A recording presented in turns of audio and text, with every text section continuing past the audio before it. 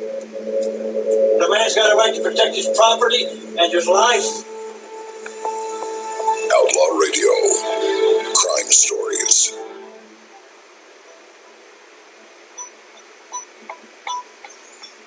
And ladies and gentlemen, at this time, I am joined by, of course, our main guest. His name, Jason Bartlett. He's somebody else that's today must be a Texas episode because my last guest was in Texas. Well, Jason is in Texas, originally from South Africa. Jason, how you doing, brother? Very well, thanks yourself. Thanks for your time and your awareness that you're bringing to the world. Absolutely, absolutely. Now, where I found out where I caught your name was a tweet that you put on Twitter that went viral about your, I believe it was your cousin, correct me if I'm wrong, was a victim of a farm attack in South Africa. Am I correct? Yes, just outside of Pretoria, he was brutally attacked for the color of his skin at 11 o'clock at night. Wearing a Born in Africa shirt, he was brutally attacked, strangled, shot in the back of the head, and it came out the front of the eye. And then he was just after they said the white bastard is dead, they decided to burn him with the grill before they went for the rest of the family. And he survived the attack, did he not? Yes, he did survive the attack. One of the few actual survivors. Normally they torture them for hours and hours on end and drill their skulls and drill their arms and rape them. Fortunately, he was not raped, but many, many other horrific things happened to them. Wow. It's nothing new. This happens daily. Yeah. It's like we've heard these stories before, obviously, and the things that I've read in the book from Ernst Roots. Some of the things I've read in that book, just reading about it made the hair on my back stand up, made my blood boil, and made me want to go over there and start whooping somebody. Pure, just over for the color of their skin. It wasn't tolerable when it was done to black people. Why should it be tolerable now? It's because the president of South Africa, who should be your permanent idiot of the week, is permanently just going on and inciting violence against our people and supporting their EFF with Julius Malema, the fool of the week. Oh yeah, in between him and then of course Andile Ntama, who's saying, well, you have Julius Malema on one hand who's saying, oh, we're not calling for the slaughter of white people for now. Then you have Andile Ntama saying for every one black person they kill, we kill 5 white people. So we have those two retards, and the situation is getting worse. Then on the other hand, you have President Cyril Ramaphosa saying, "Oh, this is not happening. There are no land grabs. There's no murders of white farmers. Please, though you can't make this stuff up." No, you really can't. What happens with them, they come out, and I challenge Cyril Ramaphosa. I know he's extremely incompetent in everything he does, like the rest of the people that follow him and support him. I just want to challenge him to prove me wrong and prove every single South African out there wrong. Prove me wrong for reporting this.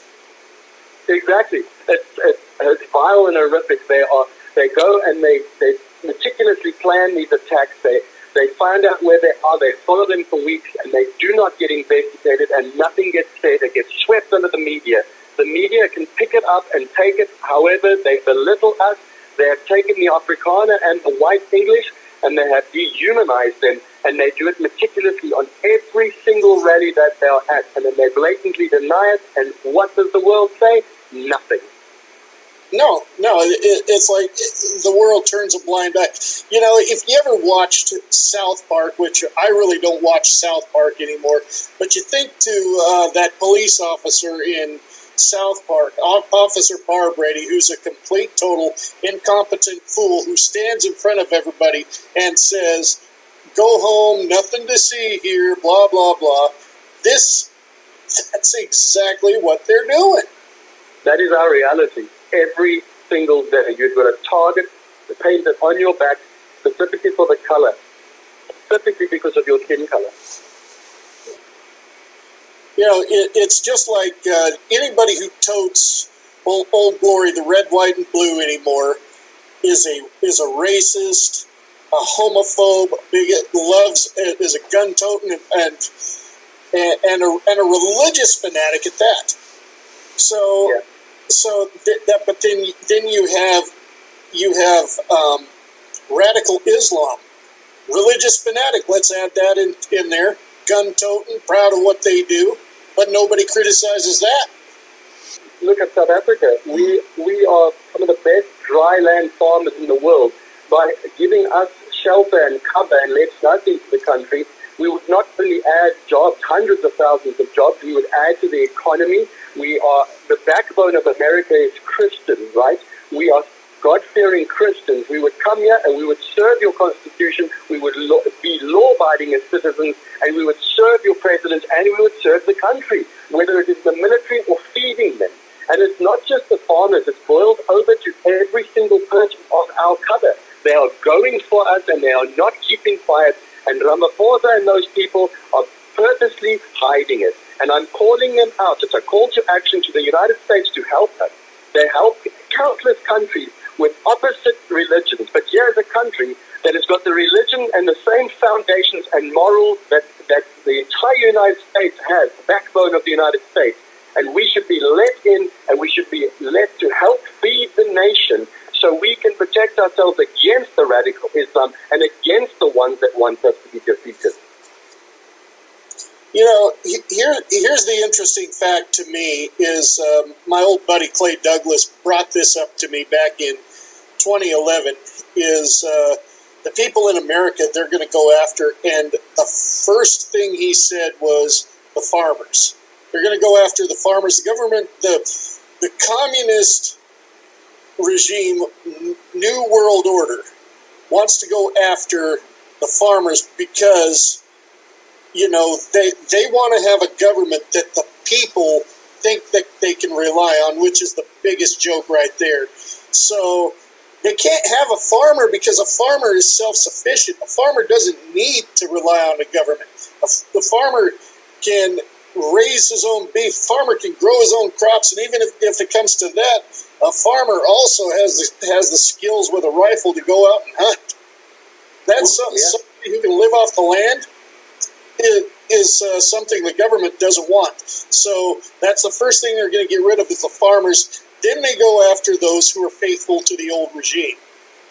Yeah.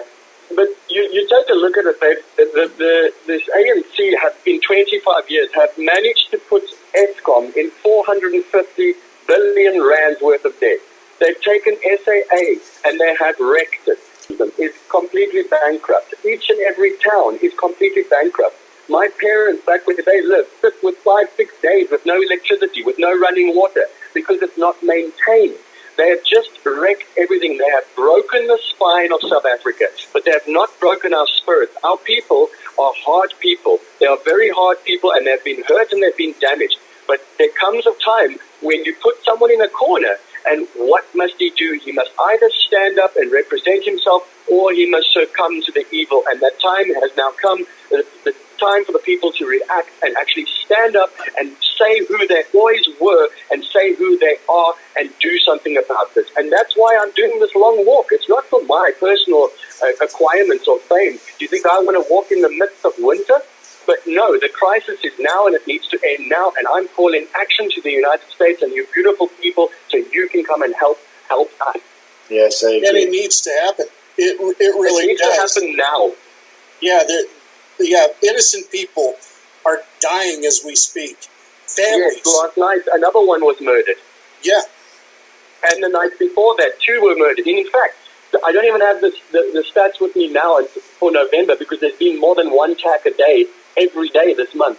From the 1st of January until the end of October, 387 attacks and 43 known murders. How many reports do you think we get around the world? 0. Because there are parasitic and they hide them away. They are evil in what they do and they should be called out for every single thing they do. They come and parade around in New York. These people of South Africa, the presidency and the ANC, are your arch enemies. I promise you they will turn and they will fight against America. They are your enemies. Do not trust them. They will shoot you in the back. I agree 100%. It's just mind-boggling the whole way. You know, these plus other things that they just sweep under the rug. You know, the sex trafficking that I was discussing last week with Craig Sawyer. You know, that people are being abducted and used for sex trafficking, particularly young girls. Mm-hmm. And then you have, I know I'm shifting things a little in a few different directions, but then you have pedophiles. What do? They harm a child, mentally scar them, and physically scar them, and all of a sudden, this is supposed to be okay, this is supposed to be acceptable.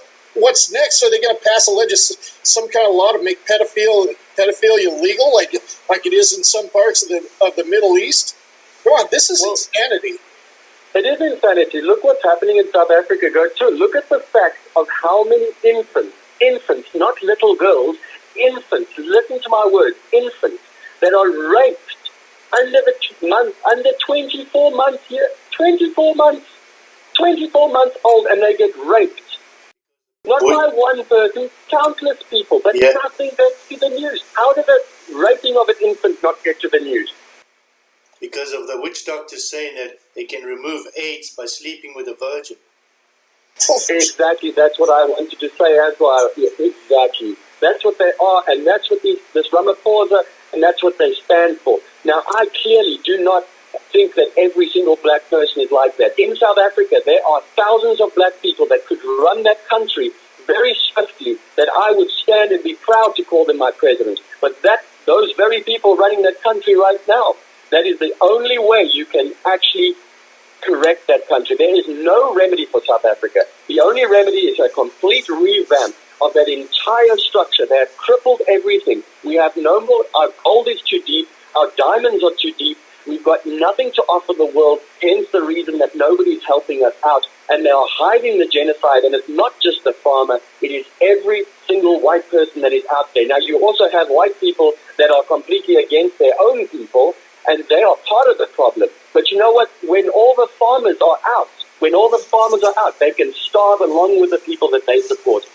Calling out Cyril Ramaphosa and that little, what's that little thing that barks in the wind, that Julius Malema, yes, that little thing that barks in the air the whole time. I'm calling them out because they are not men, they are cowards. They are cowards and they are liars. You can see that there's something wrong when people are paying more money to save the rhino than to save the farmer that helps the rhino.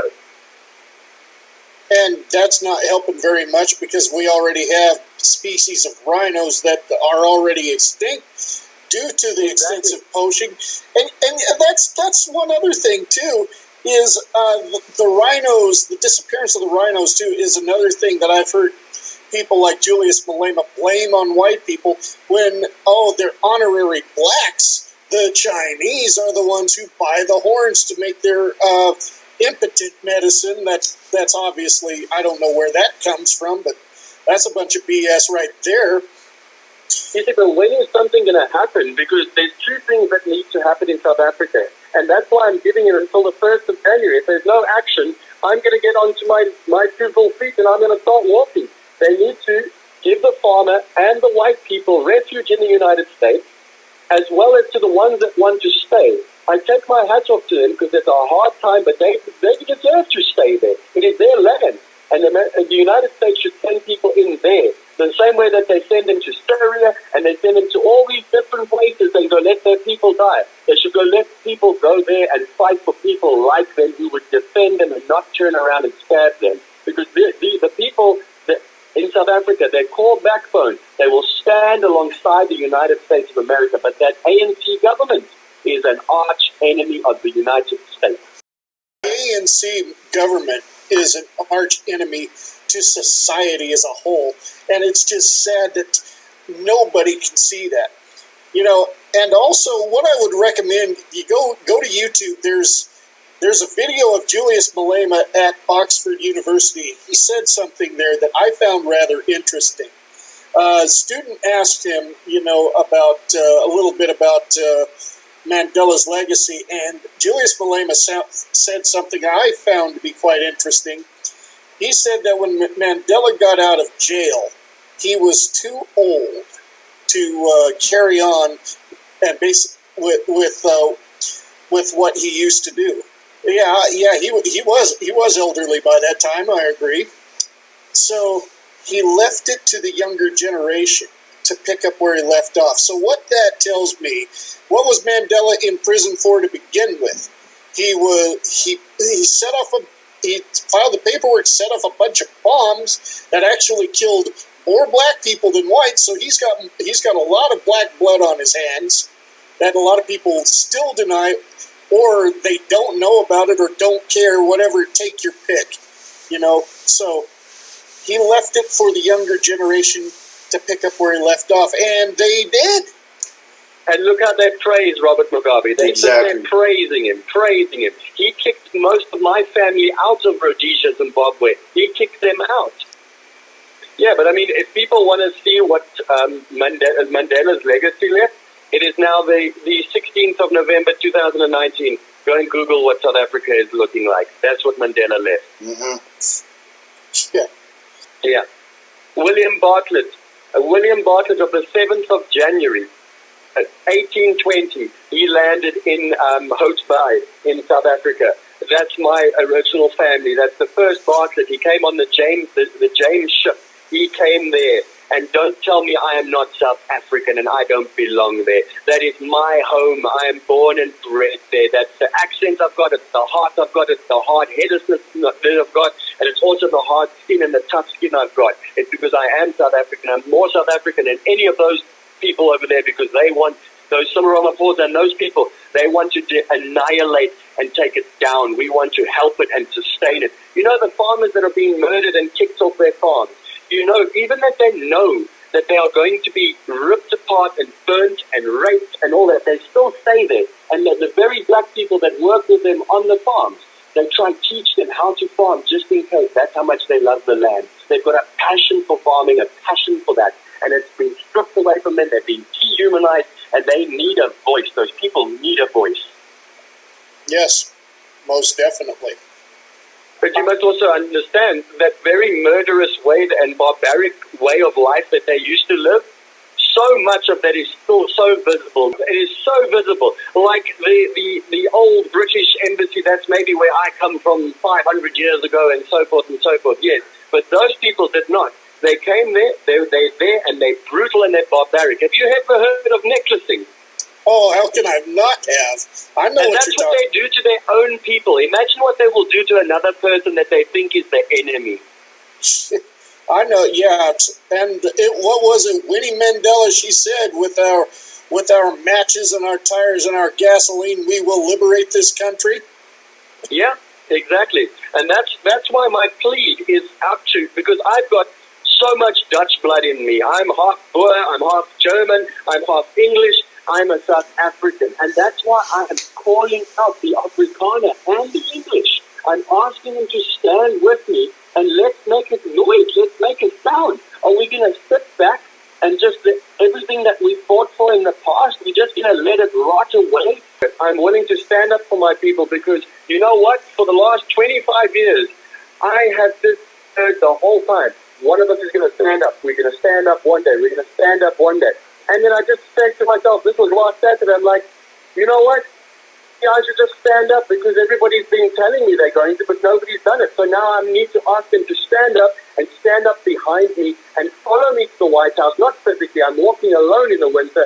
Follow me to the White House and let's go and talk. Let's go and talk, and I'll take them each and every single name of every single person murdered since 1984 and more. There's a genocide going on there, and it needs to end now. I'm calling out the people, the presidency of the United States, that they need to help us. These are your people. They're the same. We would add to the backbone, and we would help fight the big wave that is trying to defeat what's going on in this beautiful country. And I'm going to carry each and every single name, and I'm going to carry it straight to the White House, and I'm going to say to them, prove me wrong.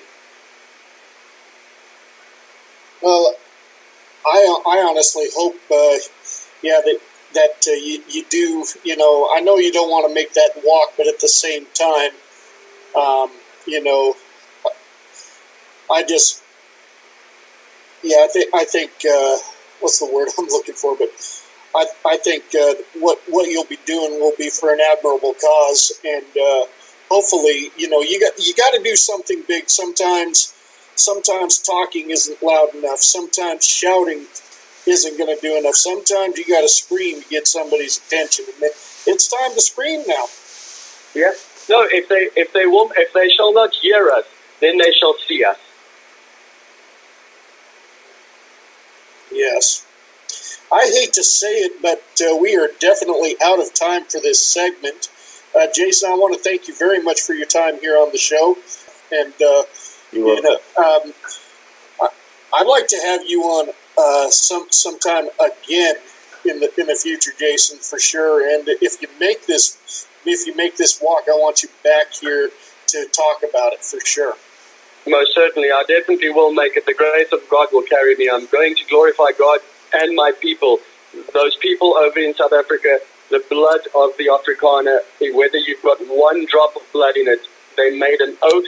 They need to live to that oath. That's my call to action for them. Live to that oath, repent and turn to God and follow us. And let's go be heard and be seen, and let's stop this now. This doesn't help we wait 6 months to 2-3 years. This needs to end now. That's why I'm giving it until the 1st of January 2020. And then 8 a.m. from the Austin, Texas capital, the state capital, I'm going to walk from there all the way to the White House, and I will not stop until something is done. All right. Well, I've got to hit my next music, and let's keep fighting this good fight, because now is not the time to stop. Well, Billy, I also, every other person that owns a radio channel, I challenge them to give me a call, and let's get the word out into every single American, and you'll see the true American come out and stand up for what they believe, because we believe the same thing. Yep.